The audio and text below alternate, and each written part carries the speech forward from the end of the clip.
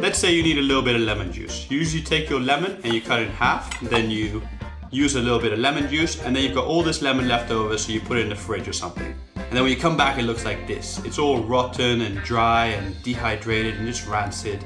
You don't really want to use it anymore, and it's hard and crunchy like this one. There must be a better way to preserve your lemon and still get your juice. Well, there is. This is how. You take your lemon and you roll it, and then you want to take a sort of pin and just poke it in the bottom of the lemon, the exact bottom where the point is here. And then you squeeze and all the lemon juice you want just pours out. Now the great thing is it's got a very small little hole in it now, so oxygen can't really get into it and make it rot, so it will stay fresher for longer. Sometimes you want to spread some butter, but when you take it out the fridge, the butter is super hard and really hard to spread. This is super annoying. So what do? You usually just pop it in the microwave, but the issue with this is it always seems to over melt the butter and make it into a big soupy mess just like this. That can be very annoying. So there must be a better way. Well, there is. You take a cheese grater and then you just grate your butter stick. Yes, that's right, grate your butter stick. Now that's got two added benefits. One, it delivers energy to the butter by the grating motion, which makes it a bit softer, and also the higher surface area makes it softer quicker also.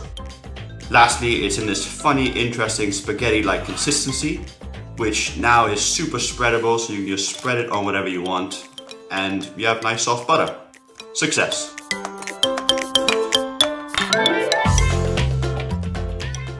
You just take a knife and a potato and you put them together and just twirl the potato around while you cut into the skin just softly in a circular motion. Then you take it and you cook it like you normally would. Now, by cooking the skin with the potato, you actually infuse the potato with more flavor, because most of the flavor of the potato is actually in the skin, so you get more potatoey mash. And once you've cooked it, you can just pull the skin off just like this. And it's so much more efficient, you don't waste any potato, and it's much quicker than peeling it. Take a hard-boiled egg, place it in a jar, add a little bit of water to cover. Then you just place your hand over the jar and shake it like mad. And once you're done, which is pretty soon, you just take the egg out and the shell is basically falling off the boiled egg. And it's that easy to remove. Alright. Trick number 5, staying on the same shaking idea. This is a garlic bowl, and I'm just going to place it in a jar, and again, shake like mad. Okay, once you've done that for a little bit, then you just pop it out, and you just remove some of the husks, because they'll get in the way later. Okay, once you remove the husk, just put all these garlic cloves back inside. Alright, put the lid back on, and again, shake like crazy. Keep shaking. Just carry on shaking. And now you just pop it out, and all the skins have separated from the cloves. You can just pick them away and put them to one side. And then you've got these beautiful little garlic cloves, and if any of the skins are still on, you can put them in the jar and shake again, or just easily pull it off very easily, like that. Okay.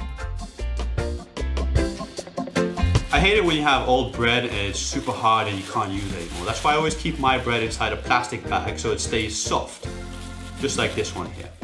And then you can still resuscitate it. So here I've got soft bread, but it's very, very old.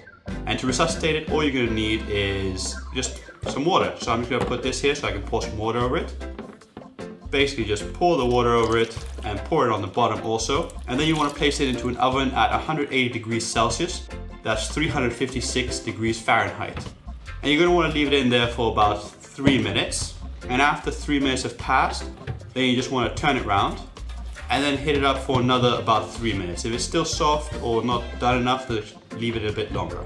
But once it's done, then you just pull it out and it's crispy again and crunchy, just like it was from the bakers. And the inside is nice and soft and tender and steamy and just delicious fresh bread. And this is like an old bread. This is like a week old, really. But it's super usable again and just great to use. So give this a try at home and let me know what you think. For this trick, let's assume you can't find your bottle opener, but you do happen to find your blowtorch. Well, just take it and turn it on, then aim it at the little air gap in between the cork and the wine, And what will happen is it will heat up the air and make it expand, pushing the cork out the top in a nice little explosive bang, just like this.